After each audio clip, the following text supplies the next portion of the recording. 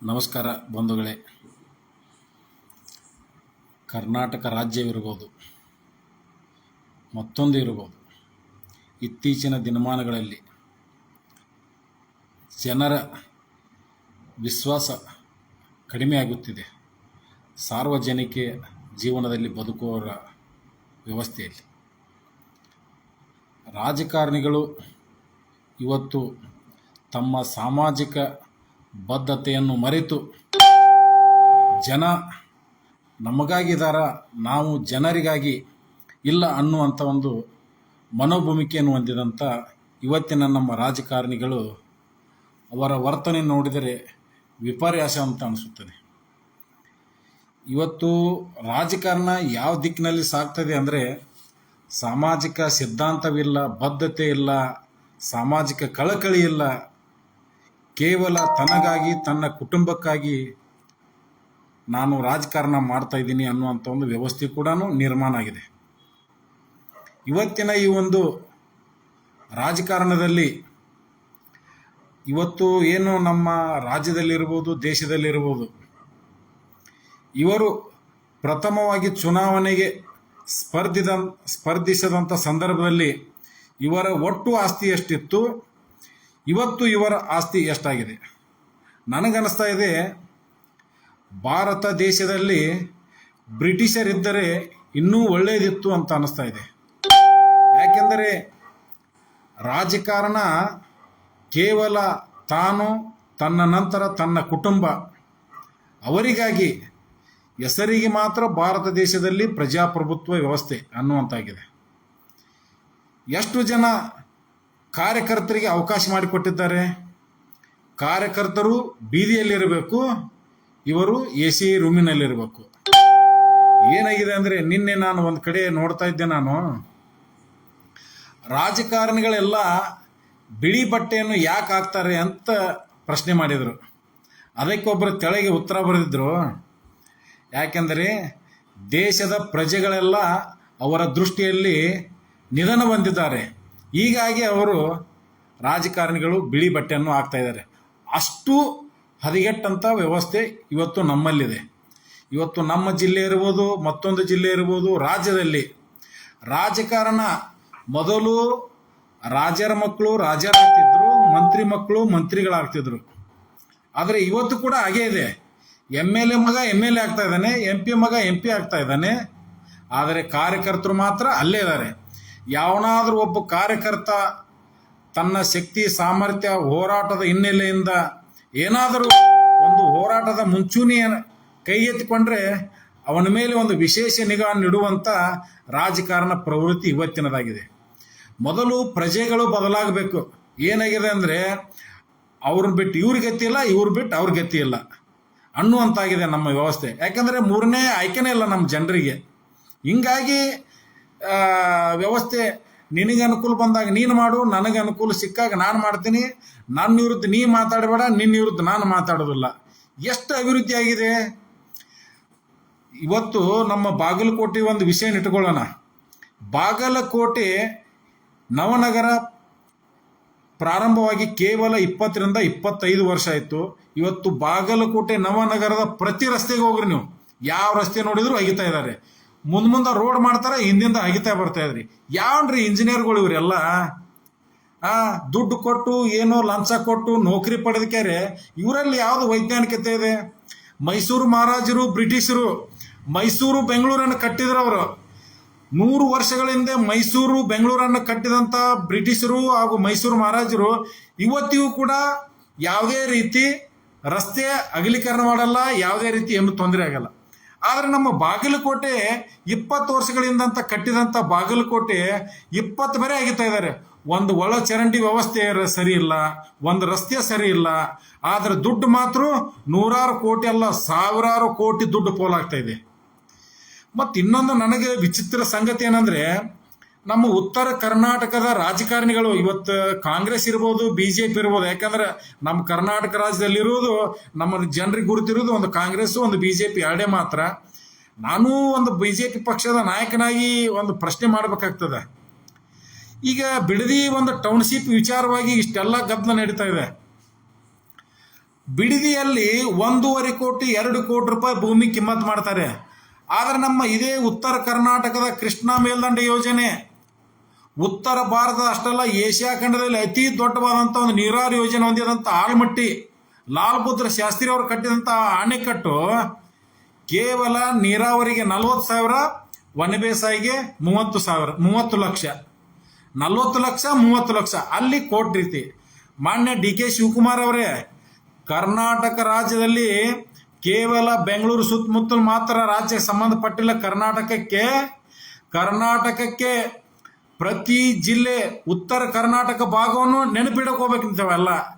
ಪಾಪ ಅವ್ರಿಗೇನ್ರಿ, ಅವ್ರಿಗೆ ಇಂಟ್ರೆಸ್ಟ್ ಇಲ್ಲ. ನಮ್ಮ ಉತ್ತರ ಕರ್ನಾಟಕದಲ್ಲಿ ಆರಿಸಿ ಹೋದಂಥ ನಮ್ಮ ಜನಪ್ರತಿನಿಧಿಗಳಿಗೆ ನಮ್ಮ ಕಷ್ಟ ಏನು ಅನ್ನೋದು ಗುರುತಿಲ್ಲ. ಇನ್ನು ಅವ್ರಿಗೆ ಯಾಕೆ ನಮ್ಮ ಕಷ್ಟ ಬಗ್ಗೆ ಅವ್ರು ಯಾಕೆ ವಿಚಾರ ಮಾಡ್ತಾರೆ? ಅದಕ್ಕೆ ನಾನು ಪ್ರತಿ ಜಿಲ್ಲೆಯ ಪ್ರತಿ ಮತದಾರನಿಗೆ ನಾನು ಕೈ ಮುಗಿದು ವಿನಂತಿಸಿಕೊಳ್ಳೋದೇನೆಂದರೆ, ನೀವು ಒಬ್ಬ ವ್ಯಕ್ತಿಯನ್ನು ಆಯ್ಕೆ ಮಾಡುವಂಥ ಸಂದರ್ಭದಲ್ಲಿ ಒಂದು ಜಾತಿಯ ಆಧಾರದ ಮೇಲೆ, ಒಂದು ಧರ್ಮದ ಆಧಾರದ ಮೇಲೆ ಆಯ್ಕೆ ಮಾಡಕ್ಕೆ ಹೋಗ್ಬೇಡ್ರಿ. ಒಳ್ಳೆಯವರನ್ನು ಆಯ್ಕೆ ಮಾಡ್ರಿ.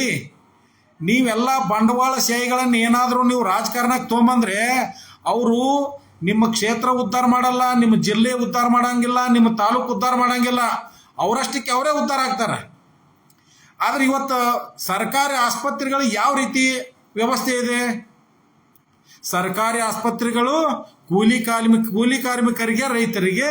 ಆದ್ರೆ ಇವರೆಲ್ಲ ದುಡ್ಡು ಮಾಡಿದಂಥ ಬಂಡವಾಳಶಾಹಿಗಳು ಬೆಂಗಳೂರಂತ ಫೋರ್ಟಿಸ್ ಆಸ್ಪತ್ರೆ, ಮಣಿಪಾಲ್ ಆಸ್ಪತ್ರೆ ಅಂತೇಳಿ ಇವ್ರು ಚಿಕಿತ್ಸೆ ಪಡಿಬೇಕು. ಯಾಕೆ?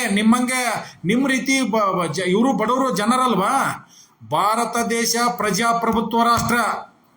ಇವತ್ತು ನನ್ನ ಮಕ್ಕಳು ಶಾಲೆಗೆ ಬಿಡುವಂಥ ಒಂದು ಸಂದರ್ಭದಲ್ಲಿ ಖಾಸಗಿ ಶಾಲೆ ಬಸ್ನಲ್ಲಿ ಇಂಟರ್ನ್ಯಾಷನಲ್ ಸ್ಕೂಲ್ ಅಂತ ಅಲ್ರಿ. ನಾವು ಸ್ವತಂತ್ರ ಬಂದು 80 ವರ್ಷ ಆಯಿತು, ಇನ್ನೂ ಅಂತಾರಾಷ್ಟ್ರೀಯ ಶಿಕ್ಷಣವನ್ನು ಪಡಿತಾ ಇದ್ದೀವಿ. ನಾವು ಸ್ವದೇಶಿ ಶಿಕ್ಷಣನ ಪಡಿತಾ ಇಲ್ಲ. ನಾವು ಸಾಧಿಸಿದ್ದಾದರೂ ಏನು 80 ವರ್ಷದಲ್ಲಿ? ಇನ್ನೂ ಮೆಕಾಲೆ ಶಿಕ್ಷಣದೊಳಗೆ ಇದೀವಿ ನಾವು, ಇನ್ನೂ ಮೆಕಾಲೆ ಪದ್ಧತಿಯೊಳಗೆ ಇದೀವಿ ನಾವು. ಆದ್ರೆ ನಾವು ಭಾರತದ ಸ್ವತಂತ್ರ ಸಿಕ್ಕ ನಂತರ ನಾವು ಸಾಧಿಸಿದಂಥದ್ದೇನು? ಎಲ್ಲ ಅಂತಾರಾಷ್ಟ್ರೀಯ ಶಾಲೆಗಳು. ಯಾಕೆ ಭಾರತದಲ್ಲಿ ಸ್ವದೇಶಿ ಶಾಲೆಗಳು ಇಲ್ವಾ? ಇವತ್ತು ಈ ದೇಶ ಆಳುವಂಥವ್ರು ಇರ್ಬೋದು, ರಾಜ್ಯ ಆಳುವಂತಿರ್ಬೋದು, ಜಿಲ್ಲಾ ಆಳುವಂಥವ್ರು ಇರ್ಬೋದು, ಒಬ್ಬ IPSC IAS ಅಧಿಕಾರಿಗಳು ಹಿಡ್ಕೊಂಡು ಹೇಳ್ತಾ ಇದ್ದೀನಿ, ಇವರೆಲ್ಲರೂ ಸರ್ಕಾರಿ ಶಾಲೆಯಲ್ಲಿ ಕಲಿತಂಥವ್ರು. ಆದರೆ ಇವರೆಲ್ಲರೂ ಸರ್ಕಾರಿ ಶಾಲೆಗಳನ್ನು ಮರೆತಿದ್ದಾರೆ. ಯಾಕೆಂದ್ರೆ ಇವ್ರ ಹತ್ರ ಲಕ್ಷಾಂತರ ರೂಪಾಯಿ, ಕೋಟ್ಯಾಂತರ ದುಡ್ಡಿದೆ. ಇವರೆಲ್ಲರೂ ತಮ್ಮ ಮಕ್ಕಳಿಗೆ ಖಾಸಗಿ ಶಾಲೆಯಲ್ಲಿ ಶಿಕ್ಷಣ ಕೊಡಿಸ್ತಾ ಇದ್ದಾರೆ. ಹಾಗಾದ್ರೆ ಬಡವರ ಮಕ್ಕಳಿಗೆ ಆಸಕ್ತಿ ಬೇಕಲ್ಲ? ನೋಡ್ರಿ ಎಂಥ ದುರಂತ ಇದೆ ಅಂದ್ರೆ ನಮ್ಮ ವ್ಯವಸ್ಥೆ. ಪೊಲೀಸ್ ಇಲಾಖೆಯಲ್ಲಿ ಕೂಡ ಇವತ್ತು ಕಾಂಟ್ರಾಕ್ಟ್ ಬೇಸ್ ಮೇಲೆ ಹೋಮ್ ಗಾರ್ಡ್ಸ್, ಮೊದಲು ಹೋಮ್ ಗಾರ್ಡ್ಸ್ ಅಂದ್ರೆ 100 ಲೆಕ್ಕದಲ್ಲಿ ಇದ್ದರು, ಇವತ್ತು 1000 ಲೆಕ್ಕದಲ್ಲಿ ಹೋಮ್ ಗಾರ್ಡ್ಸ್ ಇದ್ದಾರೆ. ಮೊನ್ನೊಂದು ವಿಡಿಯೋ ನೋಡ್ತಾ ಇದ್ದೇನೆ, ಒಬ್ಬ ಹೋಮ್ ಗಾರ್ಡ್ಸ್ ಕೆಲಸ ಮಾಡುವಂಥ ಸಹೋದರಿ ಆಸ್ಪತ್ರೆಯಲ್ಲಿ ಇದ್ದುಕೊಂಡು ಕಣ್ಣೀರು ಹಾಕ್ತಾ ಇದ್ಲು. 5-6 ತಿಂಗಳು ಪೇಮೆಂಟ್ ಆಗಿಲ್ಲ ಅಂತೇಳಿ. ಯಾಕೆ? ನಾನೇನು ಹೇಳಕತ್ತೀನಿ, ಇವತ್ತು ನೀವು ಪ್ರತಿಯೊಂದು ಶಿಕ್ಷಣ ಇಲಾಖೆಯಲ್ಲಿ ಕಾಂಟ್ರಾಕ್ಟ್ ಬೇಸ್ ಮೇಲೆ ತುಂಬ್ಕೊಳಕತ್ತೀರಿ. ಪ್ರತಿ ಇಲಾಖೆಗೆ ಹೋದ್ರು ಕಾಂಟ್ರಾಕ್ಟ್ ಬೇಸ್ ಮೇಲೆ ಇದ್ದಾರೆ. ಮತ್ತು ವಿಧಾನಸೌಧವನ್ನು ಖಾಸಗಿ ಅವರಿಗೆ ಕಾಂಟ್ರಾಕ್ಟ್ ಬೇಸ್ ಮೇಲೆ ಕೊಟ್ಟು ಬಿಡಲ್ಲ. ಎಲ್ಲರೂ ವಿಧಾನಸೌಧದಲ್ಲಿ ಕುತ್ಕೊಂಡು ನೀವು ಮಾತ್ರ ಆಳುವುದು, ಆದ್ರೆ ಇಲ್ಲಿ 7,000 8,000 ರೂಪಾಯಿ ಪಗಾರಕ್ಕೆ ಜನರು ಕೆಲಸ ಮಾಡೋದು. ನಾಚಿಕ್ ಬರ್ಬೇಕು ನಮ್ಮನ್ನು ಆಳುವವರಿಗೆ. ಇವತ್ತು ಯಾವುದೇ ಪಕ್ಷ ಇರಲಿ, ಅದು ಇವತ್ತು ವಿರೋಧ ಪಕ್ಷದವರು ಇರ್ಬೋದು, ಆಡಳಿತ ಪಕ್ಷರು ಇರ್ಬೋದು, ವಿರೋಧ ಪಕ್ಷದ ನಾಯಕರು ಎಚ್ಚರಿಸ್ಬೇಕು ಆಡಳಿತ ಪಕ್ಷದವ್ರನ್ನ. ಏನು ಮಾಡ್ತಾ ಇದ್ದಾರೆ? ಯಾರು ಈ ವಿರೋಧ ಪಕ್ಷನೂ ಇಲ್ಲ, ಆಡಳಿತ ಪಕ್ಷನೂ ಇಲ್ಲ. ಯಾರಾದರೂ ಏನಾದರೂ ಮಾತಾಡಿದ್ರೆ ಅವ್ರನ್ನ ಟಾರ್ಗೆಟ್ ಮಾಡೋದು. ಇದು ಎಲ್ಲ ನೋಡ್ರಿ, ಮ್ಯಾಲೊಬ್ಬ ಭಗವಂತ ಇರ್ತಾನ.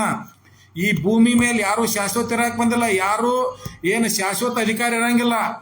ಎಂತೆಂಥ ರಾಜ ಮಹಾರಾಜರು, ವಿಜಯನಗರ ಸಾಮ್ರಾಜ್ಯವನ್ನು ಕಟ್ಟಿದಂಥ ಶ್ರೀಕೃಷ್ಣ ದೇವರಾಯ, ಹಕ್ಕಬುಕ್ಕರಾಯರು ಇವತ್ತು ಅವರ ಸಮಾಧಿ ಎಲ್ಲಿದೆ ಅನ್ನೋದು ಗುರುತಿಲ್ಲ. ಅಂಥವರೇ ಮಣ್ಣಪಾಲಾಗಿದ್ದಾರೆ. 2ನೇ ಪುಲಿಕೇಶಿ, ಇಮ್ಮಡಿ ಪುಲಿಕೇಶಿ, ನರ್ಮದಾ ನದಿಯಿಂದ ಹರ್ಷವರ್ಧನ ಸೋಲಿಸಿದಂಥ ಇಮ್ಮಡಿ ಪುಲಿಕೇಶಿ, ಅವನ ಸಮಾಧಿ ಎಲ್ಲೈತಿ, ಅವನ ಕುಟುಂಬ ಎಲ್ಲೈತಿ ಅನ್ನೋದು ಗುರುತಿಲ್ಲ. ನಾವು ಯಾವ ಲೆಕ್ಕ ರೀ? ಇವತ್ತಿನ ರಾಜಕಾರಣಿಗಳಿಗೆ ನಾನು ಪ್ರಶ್ನೆ ಮಾಡ್ತಾ ಇದ್ದೀನಿ. ನಾನು ಇವತ್ತು ಪಕ್ಷಾತೀತವಾಗಿ ಯಾಕಂದ್ರೆ ನೋವಾಗ್ತಾ ಇದೆ ವ್ಯವಸ್ಥೆ ನೋಡಿದರೆ. ಶ್ರೀಮಂತರೆಲ್ಲ ಖಾಸಗಿ ಆಸ್ಪತ್ರೆಗಳಲ್ಲಿ ಚಿಕಿತ್ಸೆ ಪಡೆಯುವುದು, ಬಡವರು ಮಾತ್ರ ಸರ್ಕಾರಿ ಶಾಲೆ ಆಸ್ಪತ್ರೆಗಳಲ್ಲಿ.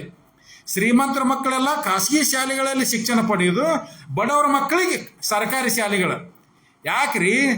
ಈ ದೇಶದ ಪ್ರಜೆಗಳ ನಿಮ್ಮ ಮಕ್ಕಳಿಗೆ ಅಷ್ಟಾಗಿ ಬದುಕುವಂತ ಹಕ್ಕಿದೆ, ಅವ್ರಿಗೂ ಅಷ್ಟೇ ಇದೆ. ಆದ್ರೆ ಏನು ಮಾಡೋದು? ಅವ್ರ ಹತ್ರ ದುಡ್ಡಿಲ್ಲ. ನೀವು ದುಡ್ಡನ್ನು ಕೊಳ್ಳೆ ಹೊಡೆದಕ್ಕೆ ನಿಮ್ಮ ಮಕ್ಕಳ ವಿದೇಶದಾಗಾದ್ರೂ ಶಿಕ್ಷಣ ಕೊಡಿಸ್ತೀರಿ, ಮತ್ತೊಂದಾದ್ರೂ ಕೊಡಿಸ್ತೀರಿ ನೀವು. ಆದ್ರೆ ಅವರೆಲ್ಲ ಬೇಕಲ್ಲ, ಅವರು ಕೂಲಿ ನಾಡ್ಲಿ ಮಾಡಿ ಕಲಿಸ್ಬೇಕಾಗತ್ತೆ. ಇವತ್ತಿಗೆ ನಾನು ಇವತ್ತೊಂದು ಡಿ ಸಿ ಆಫೀಸ್ಗೆ ಒಂದು ಆಫೀಸ್ಗೆ ಹೋಗಿದ್ದೆ. ನಾನು ಇಲಾಖೆ ಹೆಸರು ಹೇಳೋದು ಬೇಡ. ನಾನು ನಿಮ್ಮ ಪೇಮೆಂಟ್ ಎಷ್ಟೈತಮ್ಮ ಅಂತ ಕೇಳಿದ್ರೆ 6,000 ರೂಪಾಯಿ ಅಂತ್ರಿ. ಬಾಗಲಕೋಟೆ ಒಳಗೆ 6,000 ರೂಪಾಯಿಗೆ ಒಂದು ಮನಿ ಬಾಡಿಗೆ ಸಿಗಲ್ಲ.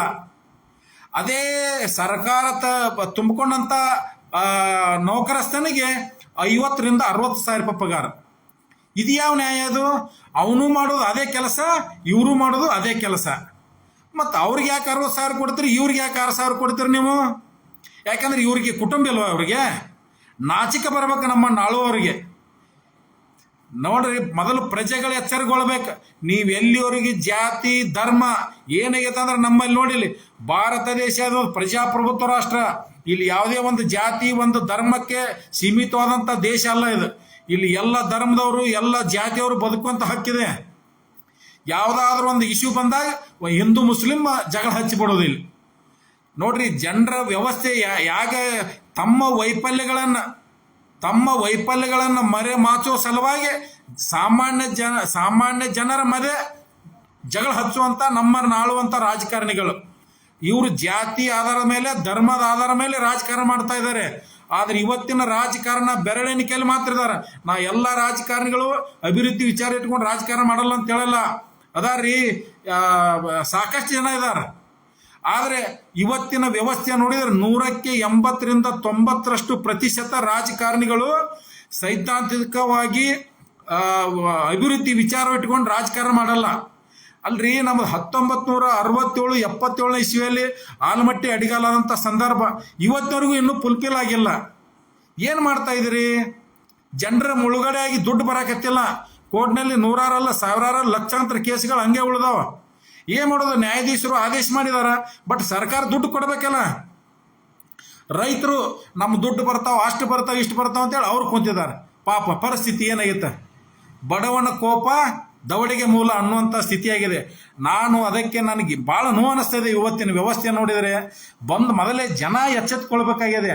ನೀವು ಎಲ್ಲಿವರೆಗೂ ಜಾತಿ ಧರ್ಮ ಆಧಾರದ ಮೇಲೆ ನೀವು ಜನರನ್ನು ಆಯ್ಕೆ ಮಾಡಲ್ಲ, ಅಲ್ಲಿವರೆಗೂ ಈ ದೇಶ ಉದ್ಧಾರ ಆಗಲ್ಲ. ನನಗನ್ನಿಸ್ತಾ ಇದೆ, ಭಾರತ ದೇಶಕ್ಕೆ ಸ್ವತಂತ್ರ ಸಿಕ್ಕ ದೊಡ್ಡ ತಪ್ಪಾಗ್ಬಿಟ್ಟಿದೆ. ಬ್ರಿಟಿಷರ್ ಕಟ್ಟಿದಂಥ ಕಟ್ಟಡಗಳು ಇನ್ನೂ ಯಾವೂ ಬಿದ್ದಿಲ್ಲ. ಆದರೆ ನಮ್ಮನ್ನು ಆಳುವಂಥ ರಾಜಕಾರಣಿಗಳು ಇನ್ನೂ ಉದ್ಘಾಟನೆ ಆಗಿರೋದಿಲ್ಲ, ಆಗಲೇ ಡೆಮಾಲಿಸ್ ಮಾಡುವಂಥ ಸ್ಥಿತಿ ಬಂದವು. ಎಂಥ ದುರ್ದೈವ ನೋಡ್ರಿ. ಇವು ನಮ್ಮ ದೇಶದ ರಾಜಕಾರಣಿಗಳ ಇವ್ರು ಎಲ್ಲ ಪಕ್ಷಾತೀತವಾಗಿ ಇವ್ರೇನದಾರಲ್ಲ, ಇವರ ಸಂಪತ್ತೇನಾದರೂ ಕ್ರೋಢೀಕರಣ ಮಾಡಿದ್ರೆ ನಮ್ಮ ಭಾರತ ದೇಶದ ಯಾವ ಪ್ರಜೆ ಮೇಲೂ ಕೂಡ ಒಂದೇ ₹1 ಸಾಲ ಇರಲ್ಲ. ಇದನ್ನು ತಾಕತ್ ಮಾಡುವಂತ, ಇದನ್ನು ಪ್ರಶ್ನೆ ಮಾಡುವಂತ ತಾಕತ್ ನಮ್ಮ ಜನರಿಗೂ ಇಲ್ಲ. ಜನರು ಏನಾಗಿದೆ ಅಂದ್ರೆ ಸರಾಯಿಗಾಗಿ ಮಾಂಸಕ್ಕಾಗಿ ತಮ್ಮನ್ನು ತಾವು ಮಾರ್ಕೊಂಡಿದ್ದಾರೆ. ನೀವು ನಿಮ್ಮನ್ನು ಮಾರ್ಕೊಂಡಿದ್ದೀರಿ, ಮುಂದೆ ನಿಮ್ಮ ಮಕ್ಕಳನ್ನು ಮಾರ್ಕೋತಿದಾರ. ನೀವು ಅದನ್ನು ವಿಚಾರ ಮಾಡ್ರಿ. ಜನರಿಗೆ ನನಗೆ ಯಾಕೆಂದ್ರೆ ಭಾಳ ದಿನ ಆಗಿತ್ತು, ನಾನು ಯಾವುದೇ ರೀತಿ ಸೋಷಿಯಲ್ ಮೀಡಿಯಾದಲ್ಲಿ ಬೈದಿಲ್ಲ.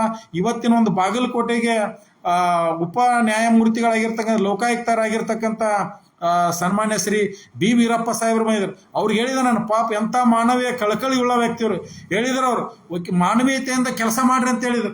ಇವತ್ತೊಂದು ಬಾಗಲಕೋಟೆಯಲ್ಲಿ ಅನೇಕ ಇಲಾಖೆಗಳನ್ನು ಪರಿಶೀಲನೆ ಮಾಡಿದ್ರೆ ಅವರ ಪಗಾರ 30,000 40,000 ಇದ್ದಂಥ ಅವರ ಪಗಾರ ಅವ್ರ ಅಕೌಂಟ್ನಲ್ಲಿ 40 ಲಕ್ಷ 50 ಲಕ್ಷ ರೂಪಾಯಿ ದುಡ್ಡು ಬರ್ತಾ ಇದೆ.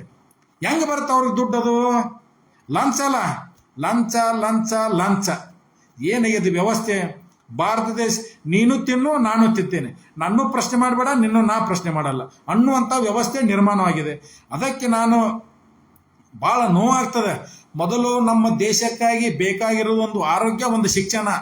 ಮೊದಲು ಜನರಿಗೆ ಉಚಿತವಾಗಿ ಉನ್ನತ ಮಟ್ಟದಲ್ಲಿ ಬಡವರಿಗಾತು ಶ್ರೀಮಂತರಿಗಾತು ಮೊದಲು ಸರ್ಕಾರಿ ಅಧಿಕಾರಿಗಳು, ಸರ್ಕಾರಿ ಶಾಲೆಯ ಶಿಕ್ಷಕರು ಅವರ ಮಕ್ಕಳನ್ನು ಮೊದಲು ಸರ್ಕಾರಿ ಶಾಲೆಗೆ ಸೇರಿಸ್ರಿ. ಸರ್ಕಾರಿ ಶಾಲೆಯಲ್ಲಿ ಕಲಿಸುವಂತ ಶಿಕ್ಷಕರ ಮಕ್ಕಳನ್ನ ಖಾಸಗಿ ಶಾಲೆ ಸೇರಿಸ್ತಾರೆ. ಹಂಗಂದ್ರೆ ಅವ್ರ ಒಪ್ಪಿಲ್ಲ ಅವರೇ ಒಪ್ಕೊಂಡ್ರಂಗಾಯ್ತಲ್ಲ ಇದು. ಅದಕ್ಕೆ ನಾನು ಹೇಳಕತ್ತೀನಿ, ಆಡಳಿತ ಮಾಡುವವರು ನನ್ನ ಆಡಳಿತ ನಿಮ್ಮ ಸರ್ಕಾರದ ಅನ್ನ ಉಣ್ಣಕತ್ತೀರಿ, ಸಾರ್ವಜನಿಕರ ಅನ್ನ ಉಣ್ಣಕತ್ತೀರಿ ಅನ್ನುವಂಥ ಪ್ರಜ್ಞೆ ಇಟ್ಕೋಬೇಕು ಅಧಿಕಾರಿಗಳಿಗೆ. ಇವತ್ತು DC ಇರ್ಬೋದು, CO ಇರ್ಬೋದು, ತಹಸೀಲ್ದಾರ್ ಇರ್ಬೋದು, AC ಇರ್ಬೋದು, SP ಇರ್ಬೋದು, ಮತ್ತೊಬ್ರು ಇರ್ಬೋದು. ನಾವು ಸರ್ಕಾರದ ಅನ್ನವನ್ನು ಉಣ್ಕಾರಿ ಸರ್ಕಾರಕ್ಕೆ ಎಷ್ಟು ಪ್ರಾಮಾಣಿಕವಾಗಿ ಕೆಲಸ ಮಾಡ್ತೀವಿ ಅನ್ನೋದು ಕೇವಲ ಪಗಾರಗಾಗಿ ಕೆಲಸ ಮಾಡೋದಲ್ಲ, ಸಂಬಳಕ್ಕಾಗಿ ದುಡಿಬೇಡ್ರಿ. ಮನುಷ್ಯ ನೋಡಿಲ್ಲ, ಎಲ್ಲ ಹುಟ್ಟಿದ ಮೇಲೆ ಎಲ್ಲರೂ ಒಮ್ಮೆ ಸಾಯಲೇಬೇಕು. ಆದ್ರೆ ಪ್ರಾಮಾಣಿಕವಾಗಿ ಕೆಲಸ ಮಾಡಿ ಸಾಯ್ರಿ, ಅಂದಾಗ ನಿಮ್ಮನ್ನು ನೆನೆಸ್ತಾರೆ ಜನ. ಇವತ್ತು ಕರ್ನಾಟಕ ರಾಜ್ಯದಲ್ಲಿ ದೇವರಾಜ ಅರಸನಂತ ನಾಯಕರು ಆದರು, ರಾಮಕೃಷ್ಣ ಹೆಗಡೆ ಅಂತವರು, ಇಂಥವ್ರನ್ನೆಲ್ಲ ರಾಜಕಾರಣಕ್ಕೆ ಒಂದು ಬಡವರಿಗೆ ನ್ಯಾಯ ಕೊಟ್ಟಂಥ ರಾಜ್ಯ ಇದು. ನಾನು ಇವತ್ತು ವಿಚಾರ ಮಾಡಿದರೆ ಭಾಳ ಅಧೋಗತಿ ಅನ್ನಿಸ್ತದೆ ಕರ್ನಾಟಕ ರಾಜಕಾರಣ. ಬರೀ ಜಾತಿ ಆಧಾರದ ಮೇಲೆ, ದುಡ್ಡಿನ ಆಧಾರದ ಮೇಲೆ. ಹಾಗಾದ್ರೆ ದುಡ್ಡು ಇದ್ದವ್ರೆ ರಾಜಕಾರಣ ಮಾಡೋದತ್ತಪ್ಪ ಅಂದ್ರೆ ಪ್ರಜಾಪ್ರಭುತ್ವಕ್ಕೆ ಯಾಕೆ? ಹಂಗಾರೆ ಡಿಮಾಂಡ್ ಮಾಡಿಬಿಡ್ರಿ. 50 ಕೋಟಿಗೆ ಒಂದು MLA, 60 ಕೋಟಿಗೆ MLA, 100 ಕೋಟಿ MLA ಜನರಿಗೆ ಯಾಕೆ ಕೊಡ್ತೀರಿ? ನೀವು ಹರಾಜು ಮಾಡ್ಕೊಂಬಿಡ್ರಿ. ನೀವು ಹರಾಜು ಮಾಡ್ಕೊಂಡು ಪ್ರತಿಯೊಬ್ಬರು ಒಂದು ಚುನಾವಣೆ ಮಾಡ್ಬೇಕಾದ್ರೆ ಅಷ್ಟು ಕೋಟಿ ಬೇಕು, ಇಷ್ಟು ಕೋಟಿ ಬೇಕು. ಯಾಕ್ರಿ? ಪ್ರಜಾಪ್ರಭುತ್ವ ರಾಷ್ಟ್ರ ಇದು, ದುಡ್ಡು ಎದಕ್ಕೆ ಬೇಕಿದೆ? ಹಂಗಾದ್ರೆ ನೀವು ದುಡ್ಡು ಕೊಟ್ಟನೆ ಎಲ್ಲ ಮಾಡೋದಾಯ್ತಪ್ಪ ಅಂತಂದ್ರೆ ಮತ್ತೆ ಪ್ರಜಾಪ್ರಭುತ್ವ ವ್ಯವಸ್ಥೆಯನ್ನು ಅಳಕಿಸ್ಬಿಡ್ರಿ. ಅದನ್ನು ಪ್ರಜಾಪ್ರಭುತ್ವ ಯಾಕೆ ಅನ್ಬೇಕಿದೆ? ಪ್ರಜೆಗಳಿಂದ ಪ್ರಜೆಗಳಿಗೋಸ್ಕರ ಅಂತೇಳಿ ಅಬ್ರಾಹಂ ಲಿಂಕನ್ ಅವ್ರು ಹೇಳಿದ್ರು. ಎಲ್ಲಿ ಹೊತ್ತು ಅಬ್ರಾಹಂ ಲಿಂಕನ್ ಅವರ ಸಿದ್ಧಾಂತ? ಯಾವುದೇನು ಸಿದ್ಧಾಂತ ಇಲ್ಲ, ಬದ್ಧತೆ ಇಲ್ಲ, ಯಾವ ಪಕ್ಷದಲ್ಲೂ ಇಲ್ಲ. ಎಲ್ಲ ಜಾತಿ ಧರ್ಮ ಮುಂದೆ ಅವ್ರ ನಂತರ ಅವ್ರ ಮಕ್ಕಳು. ಯಾರಾದ್ರೂ ಇವತ್ತು ಕಾರ್ಯಕರ್ತರಿಗೆ ನಾನು ಅವಕಾಶ ಮಾಡಿ ಕೊಡ್ತೀನಿ ಅನ್ನುವಂಥ ರಾಜಕಾರಣಿ ಅವನಾದ್ರೂ ಇದಾನ ನಮ್ಮ ರಾಜ್ಯದಲ್ಲಿ? ನಾವು ತ್ಯಾಗ ಮಾಡ್ತೀವಿ. ಸಾಮಾನ್ಯ ಕಾರ್ಯಕರ್ತನಿಗೆ, ಪಕ್ಷದಲ್ಲಿ ದುಡಿದಂಥ ಕಾರ್ಯಕರ್ತನಿಗೆ ಅವಕಾಶ ಮಾಡಿಕೊಡ್ದಂಥ ನಾಯಕರಿದಾರ? BJಪಿಯಲ್ಲಿ ಇದಾರ, ಏನು ಕಾಂಗ್ರೆಸ್ನಲ್ಲಿ ಇದಾರ? ಯಾವ ಪಕ್ಷದಲ್ಲೂ ಇಲ್ಲ. ಎಲ್ಲ ಪಕ್ಷದವರು ಅದೇ ಹಣೆ ಬರ. ಅವ್ರ ನಂತರ ಅವ್ರ ಮಕ್ಕಳು. ಅಲ್ರಿ, 30 ವರ್ಷ 40 ವರ್ಷ ಆಳ್ತಾರೆ ಇವ್ರು. ಮತ್ತು 30 ವರ್ಷ 40 ವರ್ಷ ಅಂದ್ರೆ ಮತ್ತು ಇದು ರಾಜ ಮಹಾರಾಜರ ಲೆಕ್ಕನ ಆಯ್ತು. ರಾಜ ಮಹಾರಾಜರು ಇಷ್ಟ ಆಳ್ತಿದ್ರು, ಮತ್ತು ನೀವು ಅದನ್ನ ಮಾಡಾಕತ್ತೀರಿ. ಹಿಂದಕ್ಕೆ ರಾಜರ ಮಕ್ಕಳು ರಾಜರು ಹಾಕಿದ್ರು, ಮಂತ್ರಿ ಮಕ್ಕಳು ಮಂತ್ರಿಗಳು ಹಾಕಿದ್ರು. ಇವತ್ತು MLA ಮಕ್ಕಳು MLA ಹಾಕತ್ತಾರೆ ಅಷ್ಟೇ. ಅದ್ರ ಬಿಟ್ಟು ಏನು ವ್ಯತ್ಯಾಸ ಇದೆ? ಈ ಪ್ರಜೆಗಳು ಇಟ್ಟ ಎಲ್ಲ ದುಡ್ಕೊ ತಗೋದು, ಇವ್ರು ಇಲ್ಲೇ ರೈತರ ಬರಗಾಲ ಪದ್ಧತಿ ಮುಗುಲ್ ನೋಡೋದು, ಬಡವರಂತರೂ ಕೂಲಿ ಕೆಲಸಕ್ಕೆ 100 ರೂಪಾಯಿಗೆ 200 ರೂಪಾಯಿಗೆ ಅವ್ರ ಕೆಲಸ ಮಾಡೋದು. ಯಾಕಂದ್ರೆ ಬಿಟ್ಟಿ ಅಕ್ಕಿಗಳನ್ನು ಕೊಟ್ಬಿಟ್ಟಿದಾರಲ್ಲ, ಸಾಕು ಮತ್ತೇನು ಬೇಕು ನಿಮಗೆ ಬೇಕಂತಾರ. ಬಿಟ್ಟಿ ಅಕ್ಕಿ ಕೊಟ್ರೆ ಆತ್ ಮುಗಿದು ಹೊತ್ತು. ಆ ಬಸ್ ಚಾರ ಅಡ್ಡಾಡ ಕೊಟ್ರೆ ಏನ್ರಿ ಅಭಿವೃದ್ಧಿ ವಿಚಾರ? ಮಕ್ಕಳಿಗೆ ಒಂದು ಒಳ್ಳೆ ಒಳ್ಳೆ ಶಿಕ್ಷಣ ಸಂಸ್ಥೆಗಳನ್ನ ಕಟ್ಟ್ರಿ, ಸರ್ಕಾರಿ ಶಾಲೆಗಳನ್ನು. ದೇಶದಲ್ಲಿ 96 ಲಕ್ಷ ಸರ್ಕಾರಿ ಶಾಲೆಗಳ ಮುಚ್ಚಿದಾವಂತ. ಯಾವ ದುರಂತರ ಇದು? 96 ಲಕ್ಷ ಅಂದ್ರೆ ಏನು ಸಾಮಾನ್ಯ ಇದು? ದೇಶ ಯಾವ ದಿಕ್ಕಿನಲ್ಲಿ ಸಾಗ್ತಾ ಇದೆ? ಅದಕ್ಕೆ ಪ್ರಜೆಗಳು ಎಲ್ಲಿವರೆಗೂ ಎಚ್ಚರವಾಗಲ್ಲ ಅಲ್ಲಿವರೆಗೂ ಈ ದೇಶ ಉದ್ಧಾರ ಅಂತರೂ ಆಗಲ್ಲ. ಯಾಕಂದ್ರೆ ಮೊದಲು ಜಾತಿ ಧರ್ಮಾತತೆ ಹೋಗ್ಬೇಕು ರಾಜಕಾರಣ. ಅಭಿವೃದ್ಧಿ ವಿಚಾರ ಇಟ್ಕೊಂಡು ಮಾಡ್ಬೇಕು. ಬರೀ ದುಡ್ಡಿನ ಮೇಲೆ, ಜಾತಿ ಧರ್ಮದ ಆಧಾರದ ಮೇಲೆ ರಾಜಕಾರಣ ಮಾಡಿದರೆ ಹಾಗಾದ್ರೆ ಸಾಮಾನ್ಯರು ಯಾರು ರಾಜಕಾರಣ ಮಾಡಬಾರ್ದು ಅಂದಂಗಾಯ್ತು. ಹಂಗಾರೆ 100 ಕೋಟಿ 200 ಕೋಟಿ ರೂಪಾಯಿ ಸಾಮಾನ್ಯರಿಗೆ ಎಲ್ಲಿ ಸಾಧ್ಯ ಇದೆ ಅದ? ಹಂಗಾದ್ರೆ ಇವ್ರು ಇಲ್ಲೇ ರೋಡ್ ಮೇಲೆನ ಧಿಕ್ಕಾರ ಜೈಕಾರ ಇವಕ್ಕಷ್ಟಕ್ಕೆ ಸೀಮಿತ ಆಗುವಂಥ ವ್ಯವಸ್ಥೆ ಆಗಿದೆ. ಕರ್ನಾಟಕ ರಾಜ್ಯದಲ್ಲಿ ಯಾವುದೇ ಪಕ್ಷ ಇರಲಿ ಇವತ್ತದ, ನಾನು ಒಂದು ಪಕ್ಷ ಬಗ್ಗೆ ಮಾತಾಡಲ್ಲ ನಾನು. ನೀವು ಪ್ರಾಮಾಣಿಕವಾಗಿ ನಿಮ್ಮಲ್ಲಿ ಏನಾದರೂ ಪ್ರಜಾಪ್ರಭುತ್ವ ವ್ಯವಸ್ಥೆ, ನಿಮ್ಮಲ್ಲಿ ಮಾನವೀಯತೆ, ಧರ್ಮ, ಸಿದ್ಧಾಂತ ಏನಾದರೂ ಇದ್ದರೆ ನನಗೆ ಬೇಡಪ್ಪ. ಒಬ್ಬ ನಮ್ಮ ಕ್ಷೇತ್ರದಲ್ಲಿ ಸಾಮಾನ್ಯ ಕಾರ್ಯಕರ್ತ ಯಾವ ದುಡ್ದಾನ ಅವಂಗೆ ಅವಕಾಶ ಮಾಡಿ ಕೊಡ್ತೀನಿ ಅನ್ನೋಂಥ ಕಿಮ್ಮತ್ತಿನ ರಾಜಕಾರಣಿ ಯಾವನಾದ್ರೂ ಕಾಣ್ತಾನ ನಿಮ್ಮ ಕಣ್ಣಿಗೆ? ಇವತ್ತು ನಮ್ಮ ಬಾಗಲಕೋಟೆ ಜಿಲ್ಲೆ ಇರ್ತವ್ರು ನೀವು ಯಾರ್ಯಾರ ಮೇಲೆ ಇದ್ದಾರೆ ನಮಗೂ ನನ್ನಂಥವ್ರ, ನಾನೊಬ್ಬನೇ ಅಲ್ಲ, ನನ್ನಂಥವ್ರು ನೂರಾರಲ್ಲ ಸಾವಿರಾರು ಜನ ಪ್ರತಿಭಾನ್ವಿತ ಸಿದ್ಧಾಂತ ಅಂತ ರಾಜಕಾರಣಿಗಳು ಯುವ ಕಾರ್ಯಕರ್ತರಿದ್ದಾರೆ. ಯಾಕಂದ್ರೆ ಅವ್ರ ಹತ್ರ ದುಡ್ಡಿಲ್ಲ, ಅವ್ರ ಹತ್ರ ಕೆಲವೊಂದಿಷ್ಟು ಜನರ ಹತ್ರ ಜಾತಿ ಬಲ ಇರಂಗಿಲ್ಲ. ಸಾಕಷ್ಟು ಜನ ಬುದ್ಧಿವಂತರಿದ್ದಾರೆ, ಯಾಕಂದ್ರೆ ಅವ್ರ ಹತ್ರ ದುಡ್ಡಿಲ್ಲ, ಅವರಿಂದ ಜಾತಿ ಬಲ ಇಲ್ಲ. ಹಾಗಾದ್ರೆ ಸಣ್ಣ ಸಣ್ಣ ಜಾತಿಗಳಲ್ಲಿ ಹೋಗ್ಬೇಕು.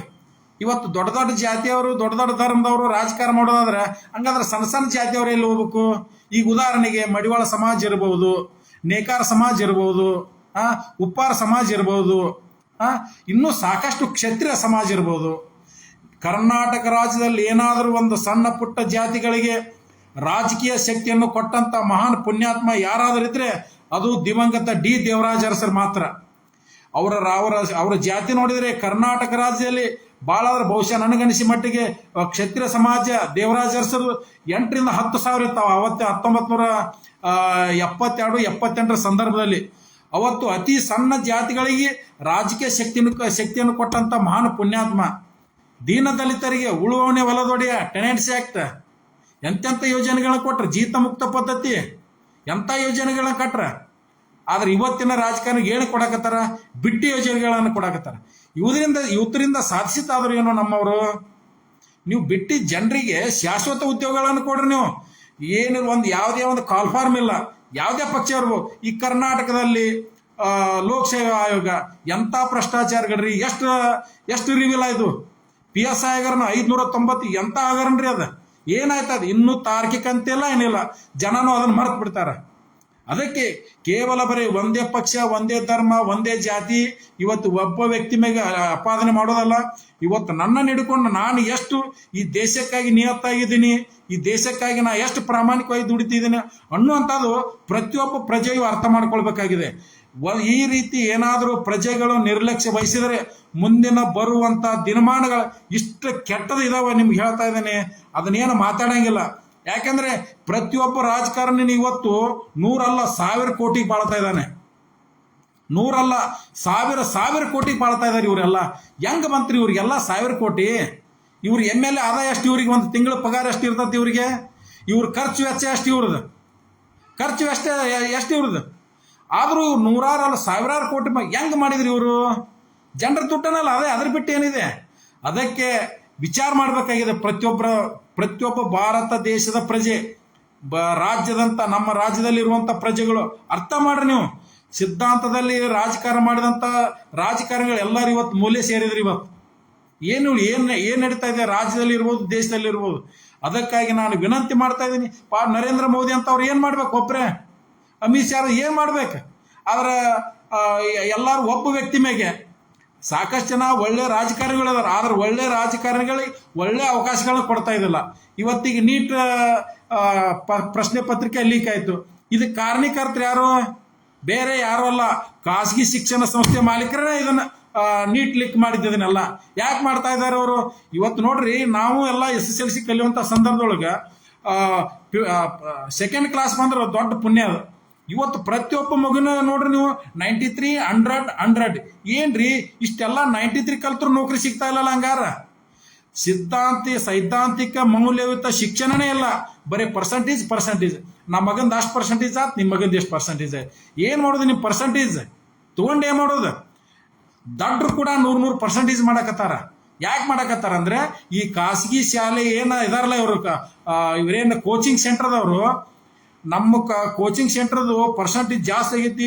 ನಮ್ಮ ಕೋಚಿಂಗ್ ಸೆಂಟರ್ ಕರೆದಂತ ಅವ್ರ ಅಷ್ಟು ಮಂದಿ ಆಯ್ಕೆ ಆಗ್ಯಾರ ಅನ್ನೋ ಸಲುವಾಗಿ ಇದು ಒಂದು ದೊಡ್ಡ ಮಾಫಿಯಾ ಇದೆ ಇದರಿಂದ.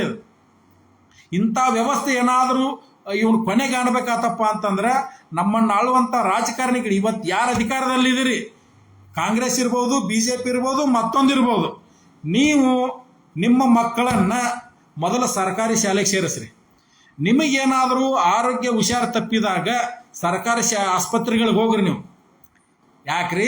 ನೀವ್ಯಾಕೆ ಹೋಗ್ಬಾರ್ದು? ಅಲ್ಲಿ ಡಾಕ್ಟರ್ ನಂಗಾರ ದಡ್ಡದಾರ ನಂಗಾರ ಅವರಲ್ಲಿ ಸರ್ಕಾರಿ ಆಸ್ಪತ್ರೆ ಒಳದ ಏನಲ್ಲೇನ ದನ ಕಾಯರದಾರಲ್ಲಿ ಡಾಕ್ಟರ್ ಆಗ್ಯಾರನ? ಅಲ್ಲಿ ದನ ಕಾಯರದಾರನ? ಅಲ್ಲಿ ಹೋಗ್ರಿ, ಅಲ್ಲಿ ನೀವು ಕುಂದ್ರಿ. ಅಲ್ಲಿ ಇವತ್ತು ಬಾಗಲಕೋಟೆ, ನಾನು ಈಗ ಕೆಲವೇ ದಿನಗಳಲ್ಲಿ ನಾನು ಲೋಕಾಯುಕ್ತರಿಗೆ ಇವತ್ತು ನಾವು ವೀರಪ್ಪ ಸಾಹೇಬ್ರಿಗೂ ಮಾತಾಡಿದ್ದೀನಿ, ಬಾಗಲಕೋಟೆ ಲೋಕಾಯುಕ್ತ SP ಅವ್ರಿಗೂ ಮಾತಾಡಿದ್ದೀನಿ. ಒಂದು ಲೆಟರ್ ಮೇಲೆ ಬರೆದು ಕೊಡಿ ಅಂತ ಹೇಳಿದಾರೆ. ಬಾಗಲಕೋಟೆ ಸರ್ಕಾರಿ ಆಸ್ಪತ್ರೆಯಲ್ಲಿ ಎಷ್ಟು ಮಂದಿ ಡಾಕ್ಟರ್ ಇವತ್ತು ಖಾಸಗಿ ಆಸ್ಪತ್ರೆ ಹಾಕಿದಾರ? ನಾಚಿಕ್ ಬರ್ಬೇಕು ನಿಮಗೆಲ್ಲ. ನಿಮ್ಗೆ ₹1,00,000 ಪಗಾರ ಕೊಡ್ತಾರ, ಸಾಲೋದಿಲ್ಲ ನಿಮ್ಗೆ ₹1,00,000. ಮತ್ತೆ ಹೋಗಿ ಅಲ್ಲಿ ಸರ್ಕಾರಿ ಆಸ್ಪತ್ರೆಗೆ ಬಂದಂತ ರೋಗಿಗಳನ್ನ ನಿಮ್ಮ ಆಸ್ಪತ್ರೆಗೆ ಕರೆಸ್ಕೊತೀರಿ. ನಾಚಿಕ್ ಬರ್ಬೇಕು ನಿಮಗೆಲ್ಲ. ಸರ್ಕಾರದ ಅನ್ನ ಊಟ ಮಾಡ್ತೀರಿಲ್ಲ ನೀವು? ನಾಚಿಕ್ ಬರ್ಬೇಕು ನಿಮಗೆಲ್ಲ. ಮತ್ತೆ ಯಾರು ಸರ್ಕಾರಿ ಶಾಲೆ ಶಿಕ್ಷಕರು ನಿಮ್ಮ ಮಕ್ಕಳನ್ನ ಖಾಸಗಿ ಶಾಲೆಗೆ ಸೇರಿಸಿದ್ರಿ, ನೀವು ಶಿಕ್ಷಕರಾಗಕ್ಕೆ ಲಾಯ್ಕಲ್ಲ. ನೀವು ರಾಜೀನಾಮೆ ಕೊಡ್ರಿ. ನೀವು ಅಲ್ಲಿ ರಾಜೀನಾಮೆ ಕೊಡ್ರಿ ನೀವು. ಯಾಕೆ? ನಿಮ್ಮ ಮಕ್ಕಳನ್ನ ಯಾಕೆ ಖಾಸಗಿ ಶಾಲೆ ಸೇರಿಸ್ತೀರಿ? ನೀವು ಸರ್ಕಾರಿ ಶಾಲೆಗಳಿಗೆ ಸೇರಿಸಿರ. ಅಲ್ಲಿ ಮೊದಲು ಸರ್ಕಾರಿ ಆಸ್ಪತ್ರೆಗಳಲ್ಲಿ ಯಾರು ಡಾಕ್ಟರ್ ಇದೀರಿ, ನಾನು ಈ ಒಂದು ವಿಡಿಯೋ ಮುಖಾಂತರ ನಾನು ಎಚ್ಚರಿಕೆ ಕೊಡ್ತಾ ಇದ್ದೇನೆ. ನನ್ನ ಮೇಲೆ ಕೇಸ್ ಆದ್ರೂ ಪರವಾಗಿಲ್ಲ, ನಾ ಯಾವುದೇ ಕಾರಣಕ್ಕೂ ಯಾರಿಗೆ ಅದರಲ್ಲ. ಸಾರ್ವಜನಿಕ ಜೀವನ ಸಲುವಾಗಿ ನಾವು ಈ ಭೂಮಿ ಮೇಲೆ ಎಷ್ಟು ದಿನ ಇರ್ತೇವೆ ಮುಖ್ಯ ಅಲ್ಲ, ಆದ್ರೆ ನಾವು ಸಾರ್ವಜನಿಕ ಸಲುವಾಗಿ ಯಾವ ರೀತಿ ದುಡಿತೇವೆ ಅನ್ನೋದು ಅದು ಬಹಳ ಮುಖ್ಯ ಆಗ್ತದೆ. ಏನ್ರಿ ಏನು ಆಡಳಿತ ನಡೀತಾ ಇದೆ? ನಿಮಗೆ ₹1,00,000 ಪಗಾರ ಕೊಡ್ತಾರೆ, ಸಾಲಲ್ವಾ ನಿಮಗೆ?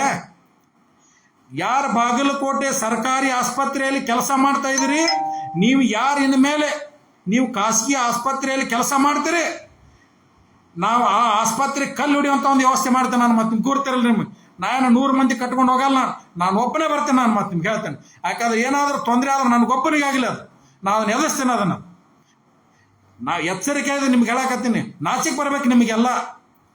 ಪ್ರಾಮಾಣಿಕವಾಗಿ ಅಲ್ಲಿ ಸರ್ಕಾರಿ ಆಸ್ಪತ್ರೆ ಒಳಗೆ ಕೆಲಸ ಮಾಡ್ರಿ. ಅಲ್ಲಿ ನಿಮ್ಗೆ ಸರ್ಕಾರ ಸಂಬಳ ಕೊಡ್ತದೆ. ನಿಮ್ಗೆ ಯಾಕೆ ಬೇಕ್ರಿ ಖಾಸಗಿ ಆಸ್ಪತ್ರೆ? ನಿಮಗೆ ಖಾಸಗಿ ಆಸ್ಪತ್ರೆ ಮಾಡೋದಲ್ಲ, ರಾಜೀನಾಮೆ ಕೊಡ್ರಿ. ಅಲ್ಲಿ ಪಗಾರ ತಗೋತೀರಿ, ಅಲ್ಲಿ ಬಂದಂಥ ಪೇಷಂಟ್ಗಳನ್ನ ಇಲ್ಲಿ ಕರೆಸ್ಕೋತೀರಿ. ನೀವು ನಾಚಿಕೆ ಬರ್ಬೇಕು ನಿಮಗೆ. ಸರ್ಕಾರದ ಋಣ ತೀರಿಸ್ರಿ ನೀವು ಮೊದಲು. ಖಾಸಗಿ ಶಾಲೆ ರಾಜಕಾರಣಿಗಳು ನಿಮಗೆ ಏನಾದರೂ ಆರೋಗ್ಯದ ಸಮಸ್ಯೆ ಆದಾಗ ಸರ್ಕಾರ ಆಸ್ಪತ್ರೆಗೆ ಹೋಗ್ರಿ. ನೀವು ಅಲ್ಲಿ ನಾವೇನು ಬಡವರಿಗೆ ಅಷ್ಟೇ ಬಿಟ್ಟಿದಾವ ನಾವು? ನಿಮಗೆ ಮಾತ್ರ ಇಲ್ಲೆಲ್ಲ ಸರ್ಕಾರ ಕೊಡ್ತದಂತೇಳಿ ಮಣಿಪಾಲ್ ಆಸ್ಪತ್ರೆ, ಫೋರ್ಟಿಸ್ ಆಸ್ಪತ್ರೆ, ಆ ಆಸ್ಪತ್ರೆ, ಈ ಆಸ್ಪತ್ರೆ. ಯಾಕಂದ್ರೆ ನಿಮ್ಮಂಗ ಇವರು ಸಾಮಾನ್ಯ ಜನ ಪ್ರಜೆಗಳು ಮನುಷ್ಯರಲ್ವ? ಅವರು ಮನುಷ್ಯರದಾರಲ್ಲ ಅವರು. ಪ್ರತಿಯೊಬ್ಬ ಪಕ್ಷಾತೀತ ರಾಜಕಾರಣಿಗೆ ಒಂದು ಎಚ್ಚರಿಕೆ ಗಂಟೆ. ಜನರನ್ನು ಎಚ್ಚೆತ್ತುಕೊಳ್ಬೇಕು. ಎಷ್ಟು ಜನ ಅಂತಾರಾಷ್ಟ್ರೀಯ ನಾಚಿಕೆ ಬರಬೇಕು. ಭಾರತ ದೇಶಕ್ಕೆ ಸ್ವಾತಂತ್ರ್ಯ ಬಂದು 80 ವರ್ಷ ಆಯ್ತು, ಇನ್ನೂ ನಾವು ಅಂತಾರಾಷ್ಟ್ರೀಯ ಶಿಕ್ಷಣ ಪಡೆಯಕತ್ತೀವಿ ನಾವು. ಯಾಕೆ ನಮ್ಮ ದೇಶದಲ್ಲಿ ಅಂತ ಜ್ಞಾನಿಗಳಿಲ್ವಾ? ಗುರುಕುಲವನ್ನು ಸ್ಥಾಪನೆ ಮಾಡಿದಂಥ ಗುರುಕುಲ ಸಂಸ್ಕೃತಿ ಭಾರತ ದೇಶ. ನಮ್ಮ ಸಂಸ್ಕೃತಿಯನ್ನು ಅಳವಡಿಸಿಕೊಂಡಂಥ ಸಾಕಷ್ಟು ದೇಶಗಳಿದಾವೆ. ಇವತ್ತು ನಾವು ಬಿಕಾರಿಗಳನ್ನ ಇವರು ಒಂದು ಪ್ರತಿಷ್ಠೆ ಆಗೈತಿ ಅಂತಾರಾಷ್ಟ್ರೀಯ.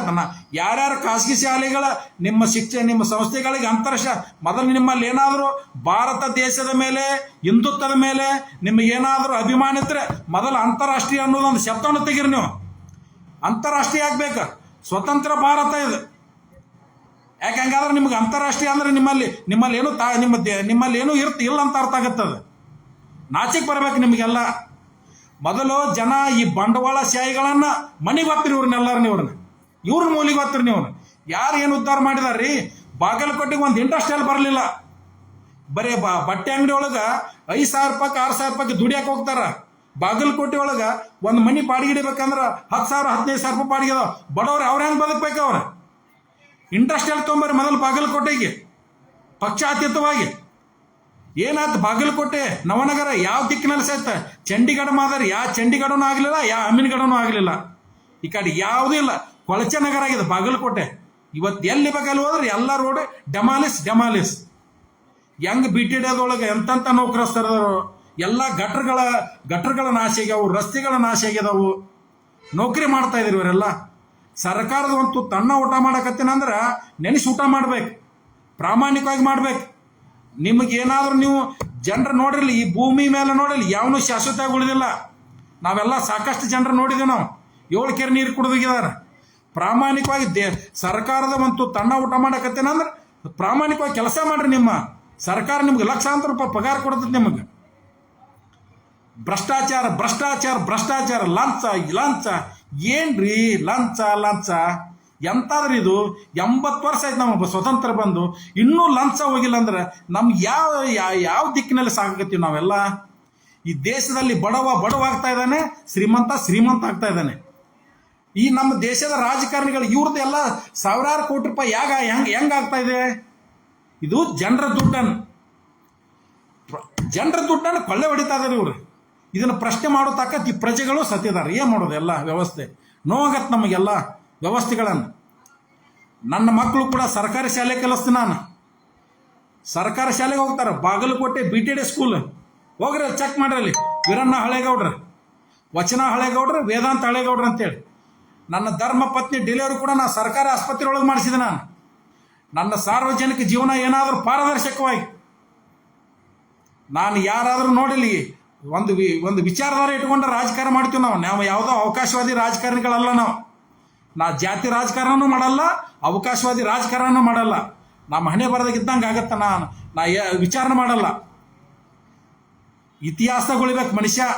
ಇವತ್ತು ದೇವರಾಜ ಅರಸರು, ರಾಮಕೃಷ್ಣ ಹೆಗಡೆ ಅಂತವರು, ವಾಜಪೇಯಿ ಅಂತ ನಾಯಕರು, ಇಂದಿರಾ ಗಾಂಧಿ ಅಂತವರು ಬಡವರಿಗೆ ಒಳ್ಳೆ ಕೆಲಸ ಮಾಡಿದಾರ್ರಿ.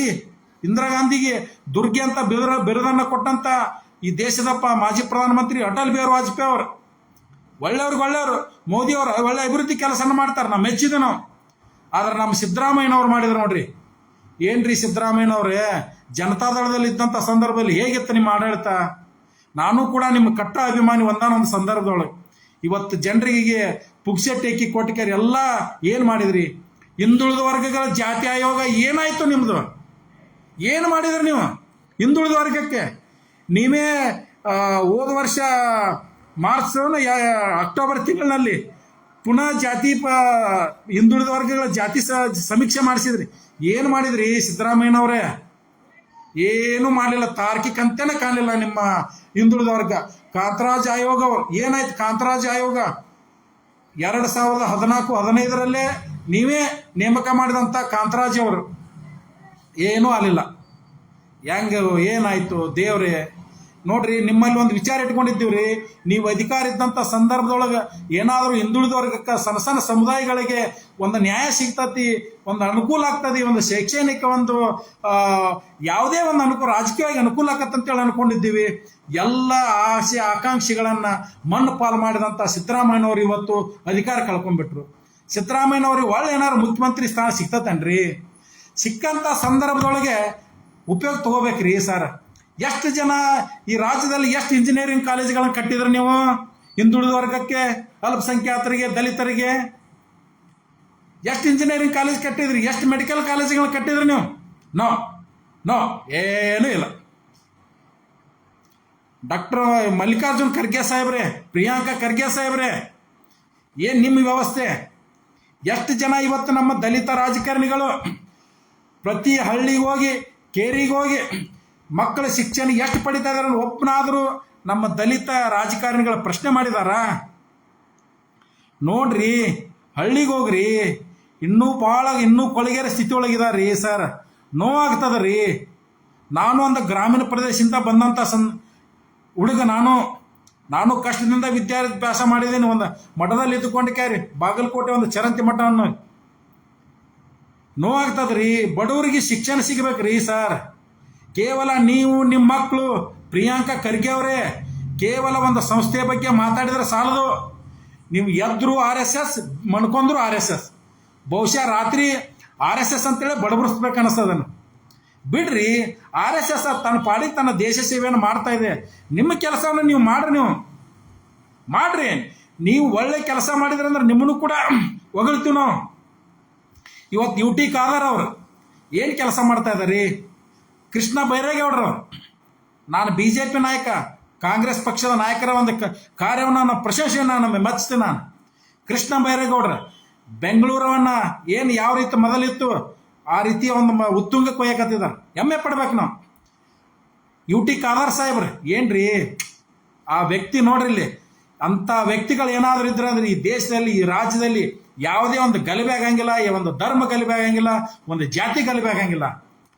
ನಮಗೆ ಬೇಕಾದಂಥ ಇಂಥವ್ರು ಬೇಕಾಗಿರ್ತೀರಿ. ನಮಗೆ ಒಂದು ವ್ಯಕ್ತಿ ಪ್ರಚೋದಿಸುವವರು, ಒಂದು ಧರ್ಮ ಪ್ರಚೋದಿಸುವಂಥ ರಾಜಕಾರಣಿಗಳು ಬೇಡ ನಮಗೆ. ಗಾಂಧೀಜಿ ಅಂತವರು, ವಾಜಪೇಯಿ ಅಂತವರು, ದೇವರಾಜ ಅರಸನ್ ಅಂತವರು, ರಾಮಕೃಷ್ಣ ಹೆಗಡೆ ಅಂತವರು, ನಜೀರ್ ಸಾಬನ್ ಅಂತವರು, B ರಾಚೇನ್ ಅಂತವರು, ಸಿದ್ಧಲಿಂಗನ ಅಂತ ಕವಿಗಳು, GS ಶಿವರುದ್ರಪ್ಪನಂಥ ಕವಿಗಳು, ಎಂತೆಂಥ ಮಹಾನುಭಾವ್ರಿ ನಮ್ಮ ರಾಜ್ಯದಲ್ಲಿ, ನಮ್ಮ ದೇಶದಲ್ಲಿ. ಏನು ಮಾಡ್ತಾ ಇದೀವಿ ನಾವು? ನೀವು ಏನು ಸಂದೇಶ ಕೊಡಾಕತ್ತೀರಿ ಇವತ್ತಿನ ಯುವ ಪೀಳಿಗೆಗೆ? ನಾನು ಇವತ್ತು BJP ಪಕ್ಷದ ನಾಯಕನಾದರೂ ಕೂಡ UT ಖಾದರ್ ಅವರು ನನ್ನ ಅಚ್ಚುಮೆಚ್ಚಿನ ನಾಯಕ. ಯಾಕಂದರೆ ಅವರು ಬಡವರ ಪರವಾಗಿ ಎಂಥದ್ರಿ, ಎಲ್ಲ ಧರ್ಮದವ್ರನ್ನು ಪ್ರೀತಿ ಮಾಡ್ತಾರೆ. ಇಂಥವ್ರು ಬೇಕ್ರಿ. ಎಲ್ಲ ಜಾತಿ ಧರ್ಮವನ್ನು ಒಪ್ಕೊಂಡು ಹೋಗುವಂಥ ನಾಯಕ ಬೇಕ್ರಿ ನಮಗೆ. ಯಾವುದೇ ಒಂದು ಜಾತಿ, ಒಂದು ಧರ್ಮ ವಿರೋಧ ಮಾಡುವಂಥ ನಾಯಕರು ಬೇಡ ನಮಗದು ಬೇಕಾಗಿನಿಲ್ಲ. ಜನರಿಗೆ ಮೊದಲ ಯಾವುದು ಫ್ರೀ ಸ್ಕೀಮ್ ಎಲ್ಲ ಬಂದ್ ಮಾಡ್ರಿ. ಜನರಿಗೆ ಒಂದು ಉನ್ನತ ಮಟ್ಟದ ಆರೋಗ್ಯ ಕೊಡ್ರಿ, ಒಂದು ಉನ್ನತ ಮಟ್ಟದ ಫ್ರೀ ಶಿಕ್ಷಣ ಕೊಡ್ರಿ. ನೀವು ಸಾಕು. ಸರ್ಕಾರಿ ಶಾಲೆಗಳನ್ನು ಅಭಿವೃದ್ಧಿ ಪಡಿಸ್ರಿ. ಇದೇ ನಿಮ್ಮದು ದೊಡ್ಡ ಪುಣ್ಯ. ಇದ್ರ ಬಿಟ್ಟು ನೀವು ಎಷ್ಟು ಖಾಸಗೀಕರಣ ಹೋಗ್ತೀರಿ ಅಷ್ಟು ಈ ದೇಶ ಅಳಗಲಾಕತ್ ವಿನ ಈ ದೇಶ ಉದ್ಧಾರ ಆಗಂಗಿಲ್ಲ, ಈ ರಾಜ್ಯನ ಉದ್ಧಾರ ಆಗಂಗಿಲ್ಲ, ಯಾವುದೂ ಆಗಂಗಿಲ್ಲ. ಎಲ್ಲ ಜಾತಿ ಧರ್ಮ, ಯಾಕಂದರೆ ಪ್ರಜಾಪ್ರಭುತ್ವ ರಾಷ್ಟ್ರ ಇದು. ಮಹಾತ್ಮ ಗಾಂಧೀಜಿ ಅಹಿಂಸಾ ತತ್ವದಿಂದ, ಹೋರಾಟದಿಂದ, ಸಂಗೊಳ್ಳಿ ರಾಯಣ್ಣ, ಕಿತ್ತೂರು ಚೆನ್ನಮ್ಮ, ಭಗತ್ ಸಿಂಗ್, ಸಿಂಧೂರ್ ಲಕ್ಷ್ಮಣ, ಶಿವಾಜಿ ಮಹಾರಾಜ್ ಎಂತೆಂಥವ್ರು ಬ್ರಿಟಿಷರ ವಿರುದ್ಧ ಯಾರು ಏನೇನು ಹೋರಾಟ ಮಾಡಿದ್ರು. ದೇಶಕ್ಕಾಗಿ ಎಂತೆಂಥ ಮಹಾನುಭಾವರು ಪ್ರಾಣವನ್ನು ತ್ಯಾಗ ಮಾಡಿದ್ದಾರೆ. ಅವ್ರನ್ನ ಸ್ಮರಣೆ ಮಾಡ್ರಿ. ಬ್ರಿಟಿಷರು ಕಟ್ಟಿದಂಥ ಕಟ್ಟಡಗಳು ಇನ್ನೂ ಆಗ್ಯದಾವ. ನಮ್ಮವ್ರು ಕಟ್ಟಿದಂಥ, ನಮ್ಮ ಸ್ವತಂತ್ರ ಭಾರತದಲ್ಲಿ ಕಟ್ಟಿದಂಥ ಕಟ್ಟಡಗಳ ಇನ್ನೂ ಉದ್ಘಾಟನೆ ಆಗಿರೋಂಗಿಲ್ಲ, ಆಗಲೇ ಡೆಮಾಲಿಸ್ ಆಗುವಂಥ ಪರಿಸ್ಥಿತಿ ಇದೆ. ಅದಕ್ಕೆ ದಯವಿಟ್ಟು ಪ್ರಜೆಗಳಲ್ಲಿ ನಾನು ಭಾಳ ವಿನಂತಿ, ಕೈ ಮುಗಿದು ಕಾಲು ಹಿಡ್ಕೊಂಡು ಕೇಳಕತ್ತೀನಿ, ಎಚ್ಚರಗೊಡ್ರಿ ನೀವೆಲ್ಲ. ನೀವು ಎಚ್ಚರ ಆಗಲಿಲ್ಲ ಅಂದ್ರೆ ನಿಮ್ಮ ಮಕ್ಕಳ ಭವಿಷ್ಯ ಇಷ್ಟು ಅಧೋಗತಿ ಹೋಗ್ತತಿ. ಈ ದೇಶದಲ್ಲಿ ಬಡವ ಆಗ್ತಾನ, ಶ್ರೀಮಂತ ಆಗ್ತಾನ. ಮೊದಲು ಬಂಡವಾಳಶಾಹಿಗಳನ್ನು ಚುನಾವಣೆಯಲ್ಲಿ ನೀವು ಆರಿಸೋದು ಎಲ್ಲಿವರೆಗೂ ಆಗಲ್ಲ, ಅಲ್ಲಿವರೆಗೂ ನೀವು ನಿಮ್ಮ ವ್ಯವಸ್ಥೆ ಮಣ್ಣುಪಾಲಷ್ಟೇ. ಧನ್ಯವಾದಗಳು, ನಮಸ್ಕಾರ.